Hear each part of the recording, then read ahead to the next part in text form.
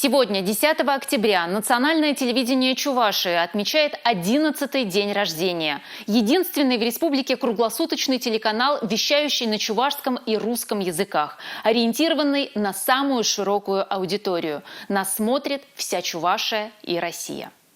Со дня основания телеканал постоянно преобразовывался, совершенствовался. С февраля 2014 года программы и новостные сюжеты, спектакли и концерты в сети интернет в режиме прямого эфира. В программе передач национального телевидения Чувашии циклы программ для детей, молодежи и людей старшего поколения. Поэтому каждый сможет найти контент по душе.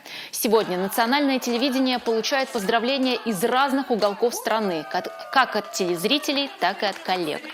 Одно из них от Нижегородского телевидения. Всей объединенной редакции поздравляем с праздником наших коллег, журналистов национального телевидения Чувашии. Телекомпании исполняется 11 лет. Желаем и дальше радовать своих зрителей качественным контентом, а сотрудникам карьерных достижений. Надеемся и на дальнейшее развитие дружеских связей.